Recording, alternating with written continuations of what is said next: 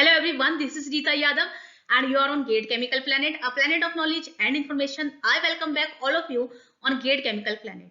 आज हम बात करेंगे क्रिप्को एग्जाम के बारे में। क्रिप्को का एग्जाम कुछ ही दिनों में होने वाला है और यहाँ पर हम डिस्कस करने जा रहे हैं प्रीवियस ईयर क्वेश्चंस को। क्रिप्को के एग्जाम में जो प्रीवियस ईयर में क्वेश्चंस आए थे वो सारे मेमोरी बेस्ड क्वेश्चन का कलेक्शन मैंने किया है और आप लोगों को वो क्वेश्चन पर डे जो है 10 क्वेश्चन 10 to 20 क्वेश्चंस जो है हर सीरीज में आपको मिलेंगे। तो यहाँ पर जितने भी लोग डिप्लोमा केमिकल के हैं और बीएससी केमिस्ट्री के स्टूडेंट हैं वो मेरे साथ वीडियो के अंत तक बने रहें क्योंकि उनके लिए ये सीरीज बहुत ज्यादा बेनिफिशियल होने वाली है। तो यहाँ पर हम बढ़ते हैं क्वेश्चन नंबर 1 की तरफ। Which of the following polymer is not biodegradable? तो यहाँ पर कौन सा पॉलीमर जो है वो बायोडिग्रेडेबल नहीं होता है इसके बारे में पूछा गया है। बायोडिग्रेडेबल का मतलब होता है जिस मटेरियल को हम माइक्रो ऑर्गेनिज्म और बैक्टीरिया की हेल्प से बायोलॉजिकल डिकम्पोज कर सके। तो यहाँ पर पहला ऑप्शन है cellulose, second is protein, PVC, polyvinyl chloride and last option is starch. तो देखिए सेल्यूलोज, प्रोटीन और स्टार्च ये तीनों होते हैं नेचुरल पॉलीमर्स और पॉलीविनाइल क्लोराइड एक सिंथेटिक पॉलीमर होता है। ये जो पॉलीविनाइल क्लोराइड है इसका यूज जो है ये कंस्ट्रक्शन में पाइप्स में किया जाता है और बहुत सारे इसके यूज होते हैं। तो पॉलीविनाइल क्लोराइड जो होगा वो इसका करेक्ट ऑप्शन होगा। अब मैं आपको पॉलीविनाइल क्लोराइड के बारे में थोड़ा सा और जानकारी बता देती हूँ। पॉलीविनाइल क्लोराइड जो है वो विश्व का तीसरा बहुत ही ज्यादा यूज आने वाला सिंथेटिक प्लास्टिक पॉलीमर होता है आफ्टर पॉलीइथाइलीन एंड पॉलीप्रोपाइलीन। तो वर्ल्ड का जो पहला सबसे ज्यादा यूज होने वाला पेट्रोकेमिकल है जिसे बिल्डिंग ब्लॉक पेट्रोकेमिकल भी बोला जाता है वो है पॉलीइथाइलीन और दूसरा है पॉलीप्रोपाइलीन। और इन दोनों के बाद जो सबसे ज्यादा यूज किया जाता है वो है पॉलीविनाइल क्लोराइड। तो पॉलीविनाइल क्लोराइड जो है वो दो फॉर्म्स में होता है, एक होता है rigid form of polyvinyl chloride, दूसरा होता है soft form of polyvinyl chloride. Polyvinyl chloride की जो रिजिड फॉर्म होती है उसका यूज किया जाता है कंस्ट्रक्शन में, पाइप्स में और विंडो और डोर्स में भी किया जाता है। तो यहाँ पर मैं आपको एक पिक्चर दिखा देती हूँ। ये है आपके पीवीसी पाइप्स जो कि कंस्ट्रक्शन में यूज किए जाते हैं और ये जो आप टाइल्स देख रहे हैं ये है पीवीसी टाइल्स। तो आजकल जो घरों में टाइल्स यूज की जा रही हैं वो है पीवीसी टाइल्स जिनका बहुत ज्यादा एप्लीकेशन बढ़ता जा रहा है। तो यहाँ पर हम बढ़ते हैं क्वेश्चन नंबर 2 की तरफ। विच of the following is a natural fibre? इनमें से कौन सा नेचुरल फाइबर होता है? और ऑप्शन दिए गए हैं rayon, nylon, silk and polyester. तो यहाँ पर रेयॉन, नायलॉन और पॉलीएस्टर ये तीनों सिंथेटिक पॉलीमर्स होते हैं। केवल सिल्क जो है एक नेचुरल फाइबर होता है क्योंकि सिल्क जो है वो हमें सिल्क वॉर्म से मिलता है। तो सिल्क इसका करेक्ट ऑप्शन होगा। इसके बाद मैं आपको सिल्क वॉर्म दिखा देती हूँ। ये होता है सिल्क वॉर्म जिसकी हेल्प से हम सिल्क बनाते हैं और सिल्क का जो वाइडली यूज किया जाता है वो किया जाता है सिल्क साड़ियों के बनाने में। तो यहाँ पर आपको आंसर पता चल गया है। हम बढ़ते हैं नेक्स्ट क्वेश्चन की तरफ। Which of the following polymer is used for making bulletproof materials? कौन सा पॉलीमर जो है वो बुलेट प्रूफ मटेरियल्स बनाने में यूज किया जाता है? तो यहाँ पर फर्स्ट ऑप्शन है पीवीसी, सेकंड है polycarbonate, third is polyethylene and fourth is polyamide. तो यहाँ पर मैं बता देती हूँ कि जो बुलेट प्रूफ मटेरियल्स होते हैं जैसे कि बुलेट प्रूफ ग्लासेस होती हैं, जो गाड़ियों में ग्लास लगे होते हैं बुलेट प्रूफ, वो पॉलीकार्बोनेट मटेरियल के बने होते हैं। तो यहाँ पे ये जो पॉलीकार्बोनेट्स होता है it is a polymer which is widely used for making bullet proof materials. Bullet proof materials जो होते हैं, जो बुलेट प्रूफ ग्लासेस होती हैं उनको लैमिनेशन प्रोसेस के द्वारा बनाया जाता है। Bullet proof glass is made by layering a polycarbonate material between pieces of ordinary glass in a process called lamination. तो जो ऑर्डिनरी ग्लास के पीसेस होते हैं उनके बीच में लेयरिंग की जाती है पॉलीकार्बोनेट मटेरियल की और ये प्रोसेस कहलाता है लैमिनेशन। तो लैमिनेशन वो प्रोसेस है जिससे बुलेट प्रूफ ग्लास जो है वो बनाया जाता है। तो यहाँ पर मैं आपको एक गाड़ी दिखा रही हूँ। ये जो गाड़ी है इसमें बुलेट प्रूफ ग्लासेस लगे हुए हैं। बढ़ते हैं अपने नेक्स्ट क्वेश्चन की तरफ। Nylon is made up of, nylon जो है वो किससे मिलकर बना होता है। इसमें बेसिकली जो पूछी है वो यूनिट पूछी है कि वो कौन सी मोनोमर यूनिट है जिससे मिलकर नायलॉन जो है वो बनता है, कौन सी मोनोमर यूनिट के लिंक होने से नायलॉन बनता है। Polyamide, polyethylene, polyester, polypropylene. तो यहाँ पर जो नायलॉन होता है वो पॉलीअमाइड होता है, पॉलीअमाइड कहलाता है। और ये जो आपने सिल्क के थ्रेड देखे होंगे, धागे देखे होंगे, सॉरी सिल्क के नहीं, ये नायलॉन के धागे हैं। सिल्क की भी ऐसे धागे आते हैं, और ये जो धागे हैं, धागों की रील्स होती हैं जो कपड़े सिलने में यूज की जाती है, वो नायलॉन की बनी होती है। Nylon is a family of synthetic polymers composed of polyamides. तो जो रिपीटिंग यूनिट होती है वो होती है अमाइड लिंक्स। ठीक है, तो यहां पर नायलॉन होगा पॉलीअमाइड। बढ़ते हैं अपने नेक्स्ट क्वेश्चन की तरफ। ठीक है, azolla is often used as biofertilizers because it is associated with. Azolla जो है वो बायोफर्टिलाइजर यूज किया जाता है। क्यों यूज किया जाता है, ये किससे एसोसिएटेड होता है, किससे मिलकर बना होता है, ये पूछा है क्वेश्चन में। तो अजोला आप याद रखिएगा कि एक बायोफर्टिलाइजर होता है, और ये कह रहे हैं कि रेड एल्गी से एसोसिएटेड है, फंगस से एसोसिएटेड होता है एजोला, या फिर मोस से एसोसिएटेड होता है एजोला, या फिर ब्लू ग्रीन एल्गी से एसोसिएटेड होता है अजोला। तो यहाँ पर मैं आप लोगों को एक खास जानकारी बता देना चाहती हूँ कि क्रिप्को के एग्जाम में कुछ इस तरीके के बायो फर्टिलाइजर से बेस्ड क्वेश्चन पूछे जा चुके हैं। अगर आप एग्रीकल्चरल के स्टूडेंट हैं और ये वीडियो देख रहे हैं तो ये क्वेश्चन आप जरूर देख कर जाएं, क्योंकि यहाँ पर ये क्वेश्चन बहुत इंपॉर्टेंट है। इस तरीके की क्वेश्चन जो है पेपर में कई बार पूछे जा चुके हैं। तो ये प्रीवियस ईयर का ही क्वेश्चन है, जो कि मेमोरी बेस्ड क्वेश्चन था, किसी स्टूडेंट ने बताया है। तो यहाँ पर आप इस क्वेश्चन को जरूर देख कर जाएं। ठीक है, जितने भी क्वेश्चंस हैं, ये जो सीरीज है, ये पुराने जितने भी स्टूडेंट्स ने पेपर दिए हैं, 2019 में पेपर दिया है कुछ बच्चों ने, तो वहां से मुझे ये क्वेश्चंस जो है वो उन्होंने बताए थे। तो जितने भी स्टूडेंट कम्युनिटी है वो ज्यादा से ज्यादा क्वेश्चन जो है कमेंट बॉक्स में क्वेश्चन करके बता सकती हैं, अगर उन्हें याद हो किस तरीके के क्वेश्चन पूछे गए थे, जिससे आपके जो आने वाले जूनियर्स हैं उनको कुछ हेल्प मिल सके। तो यहाँ पे मेरी तरफ से यही कोशिश रहेगी कि बच्चों को ज्यादा से ज्यादा जो है क्वेश्चन जो है पता चल सके कि किस टाइप के क्वेश्चन जो है पेपर में आते हैं, ताकि उनका जो पेपर है वो अच्छे से अच्छे हो सके। तो यहाँ पर मैं आपको इसका आंसर बता देती हूँ। Azolla is often associated with blue green algae. तो ब्लू ग्रीन एल्गी एक मैं आपको दिखा देती हूँ अजोला किस तरीके का दिखाई देता है। तो जो अजोला है वो मैं आपको दिखाऊंगी नेक्स्ट पिक्चर में। अजोला के बारे में थोड़ा सा हम जान लेते हैं कि अजोला क्या होता है। Azolla is an aquatic floating fern, एक एक्वेटिक होता है, फ्लोटिंग फर्न होता है, और it is found in temperate climate suitable for paddy cultivation. ठीक है, अजोला जो होता है वो प्रोटीन में रिच होता है, अमीनो एसिड्स में रिच होता है, विटामिन और मिनरल में रिच होता है, और ये पैडी कल्टीवेशन में यूज किया जाता है।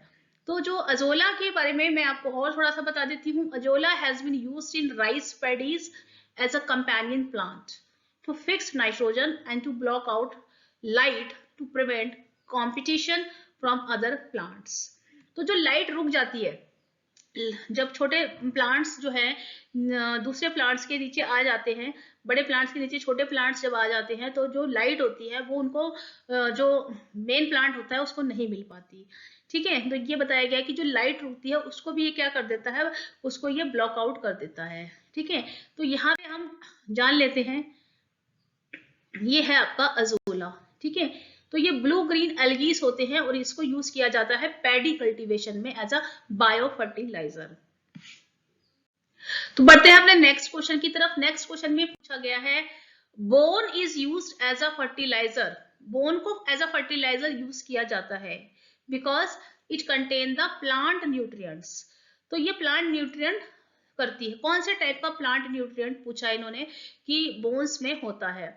तो बेसिकली ये जो क्वेश्चन है इसमें पूछा गया है प्लांट न्यूट्रिएंट्स के बारे में पूछा गया है कि ये कौन सा न्यूट्रिएंट जो है वो प्रोवाइड कराती है। बोन जो नाइट्रोजन प्रोवाइड कराती है, सोडियम प्रोवाइड कराती है, कैल्शियम प्रोवाइड कराती है, या फिर फास्फोरस प्रोवाइड कराती है।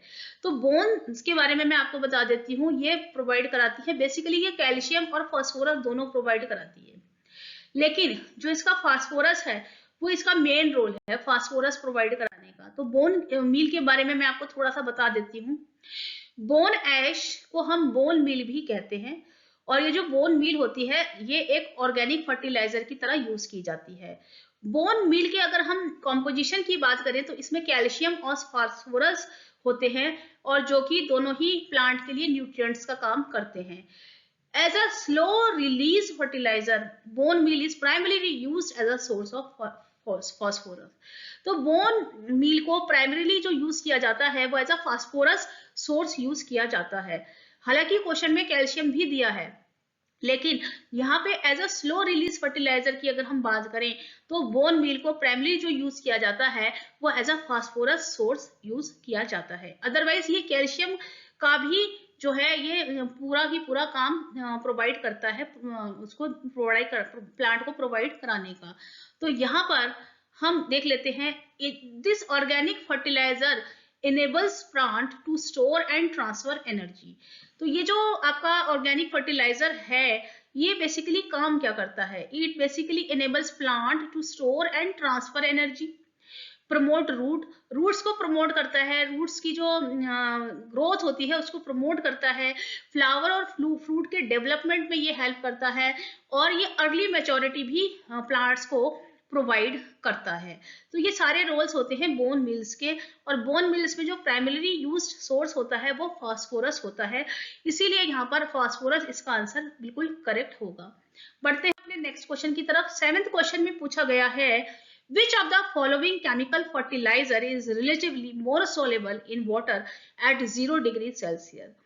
यानी कि कौन सा फर्टिलाइजर जो है वो ज्यादा सॉल्युबल होता है वाटर में at 20 degree Celsius. 20 degree Celsius पे किस फर्टिलाइजर की सॉल्युबिलिटी जो है वो ज्यादा होती है?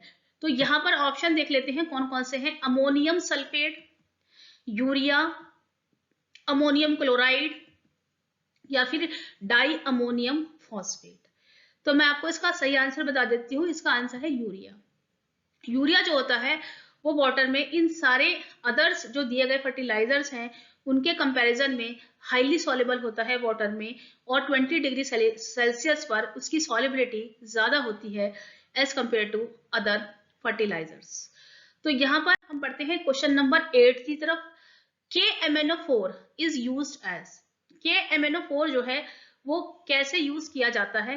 As a pesticide, as a insecticide, as fertiliser और एज डिसइंफेक्टेंट। तो मैं आपको बता देती हूँ कि जो KMNO4 होता है वो एज अ डिसइंफेक्टेंट यूज किया जाता है, और इसका जो आंसर है वो है डिसइंफेक्टेंट। पोटेशियम परमैंगनेट को KMNO4 बोलते हैं। It is a common inorganic chemical use to treat drinking water for iron, manganese and sulphur odours. तो इसे पानी में यूज किया जाता है इन सारी ओडर्स को रिमूव कराने के लिए, और it can be used as disinfectant as well, keeping drinking water free from harmful bacteria. तो पानी को शुद्ध करने के लिए और पानी को हार्मफुल बैक्टीरिया से दूर करने के लिए जो है KMNO4 as a disinfectant use किया जाता है। तो ये जो क्वेश्चन है ये प्रीवियस ईयर में आ चुका है, और इसीलिए इस क्वेश्चन को मैंने यहाँ पे रखा है क्योंकि ये क्वेश्चन कई बार पूछा जा चुका है। ठीक है, तो इस तरह के जो क्वेश्चंस हैं वो आप लोगों के पेपर में आते रहते हैं, आप इन क्वेश्चन को जरूर देख कर जाएं। वीडियो को ना देख के जाने से अच्छा है कि कुछ देख के चले जाएं, तो आपके माइंड में रहेगा कि हाँ इस तरीके के क्वेश्चंस आ सकते हैं।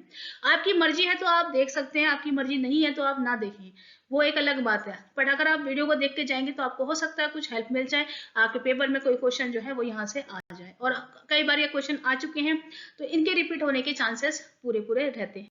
बढ़ते हैं अपने नेक्स्ट क्वेश्चन की तरफ। Which of the following is the purest form of carbon? कह रहे हैं कार्बन की प्योरेस्ट फॉर्म क्या होती है? ऑप्शन दिए गए हैं चारकोल, कोक, कार्बन ब्लैक या फिर फुलरीन। तो देखो कार्बन के जो एलोट्रॉप्स फॉर्म होती हैं वो कार्बन की प्योरेस्ट फॉर्म होती है। उनमें से भी जो डायमंड है जो कि कार्बन की एलोट्रॉपिक फॉर्म होती है वो 100% प्योर मानी गई है। तो यहाँ पे जो इसका आंसर है वो होगा फुलरीन। फुलरीन है क्योंकि यहाँ पे डायमंड नहीं दिया है, तो इसीलिए हम फुलरीन को चूज करेंगे क्योंकि फुलरीन भी कार्बन की एलोट्रॉपिक फॉर्म होती है।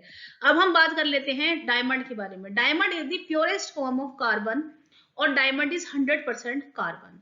तो डायमंड जो है वो कार्बन की 100% प्योर फॉर्म होती है। ग्रेफाइट और फुलरीन भी प्योर फॉर्म होती है कार्बन की, क्योंकि वो भी एलोट्रोपिक फॉर्म होती है कार्बन की। तो कार्बन की जितनी भी एलोट्रोपिक फॉर्म्स होती हैं वो सारी प्योर फॉर्म ऑफ कार्बन होती हैं। अदर फॉर्म्स की अगर हम बात करें तो वो उनमें इम्प्योरिटीज होती है। तो जो भी एलोट्रोपिक फॉर्म है कार्बन की वो प्योर होती है। क्योंकि यहाँ पे डायमंड का ऑप्शन नहीं किया गया है तो हमने फुलरीन को चूज किया है। अगर ग्रेफाइट होता ऑप्शन में तो आप ग्रेफाइट को चूज कर सकते थे। ठीक है, तो यहाँ पे हम बढ़ते हैं नेक्स्ट क्वेश्चन की तरफ। तो ये है आपका डायमंड और ये है फुलरीन का स्ट्रक्चर। क्वेश्चन नंबर 10 में पूछा गया है which of the following is not used as fertiliser. तो यहाँ पे 4 ऑप्शन आपको दिए गए हैं, अमोनियम नाइट्रेट और है अमोनियम सल्फाइड, अमोनियम फॉस्फेट और अमोनियम सल्फेट। तो यहाँ पे क्वेश्चन में पूछा गया है कि ये जो चारों ऑप्शन आपको दिए गए हैं इनमें से फर्टिलाइजर कौन नहीं है। तो देखिए अमोनियम नाइट्रेट जो है वो फर्टिलाइजर होता है, अमोनियम फॉस्फेट जो कि सी ऑप्शन में है वो भी फर्टिलाइजर होता है, और डी ऑप्शन में अमोनियम सल्फेट दिया है जो कि फर्टिलाइजर होता है। केवल एक बी ऑप्शन ऐसा है अमोनियम सल्फाइड जो कि फर्टिलाइजर नहीं होता है। तो यहाँ पर इसका आंसर होगा ammonium sulphide, B is the correct option. तो यहाँ पर आज इतना ही। आज की जो सीरीज है उसमें हम 10 क्वेश्चन डिस्कस करेंगे। आगे आने वाले वीडियोस में हो सकता है हम 10 से ज्यादा क्वेश्चन डिस्कस करें। तो जैसे जैसे क्वेश्चंस जो हैं मेमोरी बेस्ड हमें पता चलेंगे वैसे वैसे हम आपके साथ शेयर करते रहेंगे। और यहाँ पर जितने भी क्वेश्चन जो है वो पेपर में ऑलमोस्ट आ चुके हैं, तो आप इन क्वेश्चन को जरूर देख कर जाएं। एक बात मैं यहाँ पर कहना चाहूंगी कि कुछ स्टूडेंट्स ने मुझे सिलेबस के बारे में बताने के लिए कहा था, तो आज इसकी जो नेक्स्ट वीडियो रहेगा उसमें मैं सिलेबस आप लोगों के साथ डिस्कस करूंगी।